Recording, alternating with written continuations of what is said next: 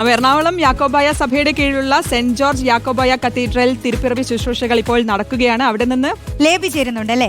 ലേബി, എന്തായി ആഘോഷങ്ങൾ? എല്ലാവരും പള്ളിയിലേക്ക് എത്തിയോ? പള്ളിയിലെ ശുശ്രൂഷ ചടങ്ങുകളൊക്കെ തുടങ്ങിയോ? അടിച്ച് പൊളിക്കാനല്ലേ തീരുമാനം ക്രിസ്മസ്?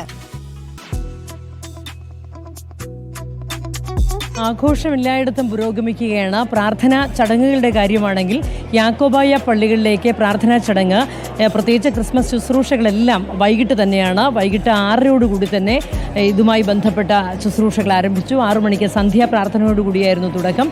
പിന്നീട് പ്രദക്ഷിണം നടന്നു. അതിനുശേഷമുള്ള തീജ്വാല ശുശ്രൂഷകളടക്കം പ്രത്യേകിച്ച് യാക്കോബായ പള്ളികളിലെല്ലാം തന്നെ സന്ധ്യയോടുകൂടി തന്നെ ആരംഭിച്ചു. നമ്മളിപ്പോൾ നിൽക്കുന്ന കരിങ്ങാച്ചിറ സെൻറ്റ് ജോർജ് യാക്കോബായ കത്തീഡ്രലിൽ വളരെ പ്രധാനപ്പെട്ട യാക്കോബായ സഭയുടെ തന്നെ ഏറ്റവും പ്രധാനപ്പെട്ട ആൾ തന്നെയാണ് മുഖ്യ കാർമ്മികത്വം വഹിച്ചത്. യാക്കോബായ സഭ നിയുക്ത കത്തോലിക്കയും അതുപോലെ തന്നെ മലങ്കര മെത്രാപ്പോലീത്തയുമായ ഡോക്ടർ ജോസഫ് മോർ ഗ്രിഗോറിയോസ് മെത്രാപ്പോലീത്തയാണ് ഇവിടെ ക്രിസ്മസ് ശുശ്രൂഷകൾക്ക് മുഖ്യ കാർമ്മികത്വം വഹിച്ചത്. വളരെ വിശ്വാസപൂർവ്വമാണ് ഓരോ ചടങ്ങിനും ഇതുമായി ബന്ധപ്പെട്ട ചടങ്ങുകൾക്കെല്ലാം ഇവിടെ വിശ്വാസികളെല്ലാം എത്തിച്ചേർന്നത്. 6 മണിയോടുകൂടി തന്നെ ഇങ്ങോട്ട് പള്ളികളിലേക്ക് ആളുകൾ എത്തിത്തുടങ്ങിയിരുന്നു. സന്ധ്യാപ്രാർത്ഥനയ്ക്ക് ശേഷം പ്രദക്ഷിണം ഉണ്ടായിരുന്നു. വളരെ വിശ്വാസപൂർവ്വം തന്നെ അതിൽ പങ്കുചേർന്നു എല്ലാവരും.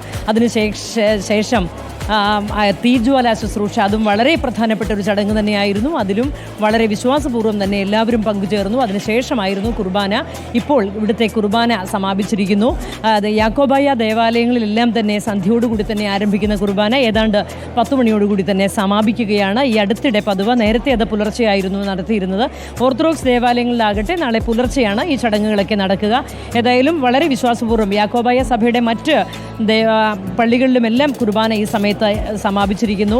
പാത്രിയർക്ക സെൻറ്ററിലെ പ്രധാനപ്പെട്ട ദേവാലയങ്ങളുടെ പേരാണ് ഞാൻ പറയുന്നത്. പാത്രിയർക്ക സെൻറ്ററിലെ മോർ അത്തനേഷ്യസ് കത്തീഡ്രലിൽ മാത്യൂസ് മോർ അന്തിമോസ് മെത്രാപ്പോലീത്ത മുഖ്യ കാർമ്മികത്വം വഹിച്ചു ചടങ്ങുകൾക്ക്. അതുപോലെ തന്നെ കോതമംഗലം മൗണ്ട് സീനായി കത്തോലിക്കേറ്റ് അരമന ദേവാലയത്തിൽ ഏലിയാസ് മോർ യൂലിയോസ് മെത്രാപ്പോലീത്ത കാർമ്മികത്വം വഹിച്ചു. മലങ്കര മലയക്കുരിശ് ദയറ അതുപോലെ തന്നെ പ്രധാനപ്പെട്ട പള്ളികളിലെല്ലാം തന്നെ ചടങ്ങുകൾ ഇപ്പോൾ പൂർത്തീകരിച്ചിരിക്കുന്നു. വെട്ടിക്കൽ സെമിനാരി കത്തീഡ്രലിൽ ഡോക്ടർ കുര്യാക്കോസ് മോർ തെയോഫിലസ് മെത്രാപ്പോലീത്ത മുഖ്യ കാർമ്മികത്വം വഹിച്ചു. അങ്ങനെ എല്ലാ ദേവാലയങ്ങളിലും എല്ലാ യാക്കോബായ പള്ളികളിലും ചടങ്ങുകൾ ഇപ്പോൾ പൂർത്തീകരിച്ചിരിക്കുകയാണ്. ഇനിയും ഇവിടെ നിന്ന് ബാക്കി ഇറങ്ങുന്നവർ ക്രിസ്തുവിൻ്റെ തിരുപ്പിറവി ഓർക്കേണ്ട കാര്യം, പ്രധാനപ്പെട്ടൊരു കാര്യമുണ്ട്. ഇത്തവണത്തെ ക്രിസ്മസിനൊരു പ്രത്യേകതയുണ്ട്.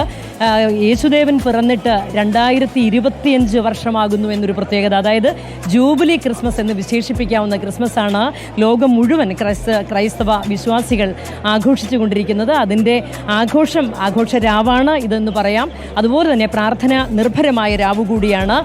യാക്കോബായ ദേവാലയങ്ങളിലാണ് ഈ സമയത്ത് പ്രാർത്ഥനാ ചടങ്ങുകൾ തീർന്നിരിക്കുക. ഇനി അങ്ങോട്ട് കത്തോലിക്ക ദേവാലയങ്ങളിലൊക്കെ അർദ്ധരാത്രിയോടുകൂടി തന്നെയാണ് ഇതിൻ്റെ ചടങ്ങുകളൊക്കെ ആരംഭിക്കുക. ഏതായാലും വളരെ ഭക്തിപൂർവ്വം വളരെ വിശ്വാസപൂർവ്വം വിശ്വാസികളെല്ലാം തന്നെ പള്ളിയിലേക്ക് വരുന്ന കാഴ്ച തന്നെയാണ് കേരളത്തിലെ യാക്കോബായ ദേവാലയങ്ങളിൽ ഉണ്ടായിരുന്നത്. ഞാൻ ഇവിടുത്തെ പ്രാർത്ഥനാ വിശേഷങ്ങൾ മാത്രമാണ് ഇപ്പോൾ ഇവിടെ പങ്കുവയ്ക്കുന്നത്. മറ്റുള്ള പ്രതിനിധികൾ മറ്റ് സഭകളുമായി ബന്ധപ്പെട്ട കാര്യങ്ങളും പറയും. റോഷ്നി, തീർച്ചയായിട്ടും ലേബി, എന്തായാലും ഈ പ്രാർത്ഥനാ കാര്യങ്ങൾ അല്ലെങ്കിൽ പള്ളികളിലെ ചടങ്ങൊക്കെ കൃത്യമായിട്ട് തന്നെ ലേബി നമുക്ക് പറഞ്ഞു തന്നു. പക്ഷെ നമുക്ക് അറിയേണ്ടത് അവിടെ ഇനിയിപ്പോൾ അതിനുശേഷം എങ്ങനെയാണ് ആഘോഷമൊക്കെ നടക്കുന്നത്. കാരണം ജൂബിലി അല്ലേ ക്രിസ്മസിന്റെ ഒരു സവിശേഷതയാണ് ലേബി പറഞ്ഞത്. ലേബി, ഞങ്ങൾക്ക് അറിഞ്ഞാൽ കൊള്ളാമെന്നുണ്ട്. ലേബിയുടെ ക്രിസ്മസ് ആഘോഷം വ്യക്തിപരമായി എങ്ങനെയാണ്? കളറാണോ?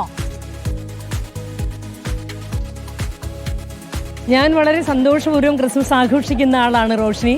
ഞാൻ 1 മാസം മുമ്പ് തന്നെ എൻ്റെ വീട്ടിൽ നക്ഷത്രങ്ങളെല്ലാം തൂക്കി വളരെ സന്തോഷപൂർവ്വം തന്നെ ക്രിസ്മസിനെ വരവേൽക്കുന്ന ആളാണ്.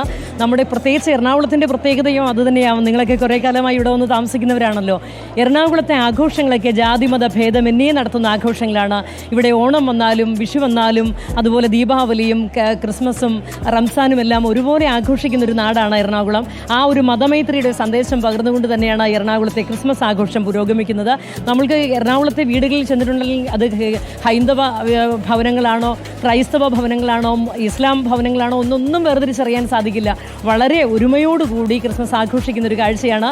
യേശുദേവൻ്റെ തിരുപ്പിറവിയെ വളരെ സന്തോഷപൂർവ്വം ഒരുമിച്ച് ചേർന്ന് വരവേൽക്കുന്ന ഒരു കാഴ്ചയാണ് എറണാകുളത്ത് നിന്ന് നൽകാനാകുന്നത്. ഒരാഴ്ച മുമ്പ് തന്നെ ഫോർട്ട് കൊച്ചിയൊക്കെ അണിഞ്ഞൊരുങ്ങി, എറണാകുളത്തിൻ്റെ വിവിധ ഭാഗങ്ങൾ അണിഞ്ഞൊരുങ്ങി. നമ്മുടെ ബ്രോഡ്വേ അടക്കമുള്ള പ്രധാന നിരത്തുകളെല്ലാം ക്രിസ്മസ് നക്ഷത്രങ്ങളും ക്രിസ്മസിന് ഒരുക്കാനുള്ള മറ്റ് തോരണങ്ങളും എല്ലാമായി ഒരു മാസം മുമ്പ് തന്നെ നിറഞ്ഞു കഴിഞ്ഞിരുന്നു. അതുകൊണ്ട് തന്നെ വളരെ ആഘോഷപൂർവ്വമായ ഒരു ക്രിസ്മസ് രാവാണ് ഇത്. എല്ലാവരും സന്തോഷത്തോടുകൂടി ഉണ്ണിയേശുവിൻ്റെ തിരുപ്പിറവി വരവേൽക്കാനായി കാത്തിരിക്കുകയാണ് ഇവിടെ. അതന്നെ ഈ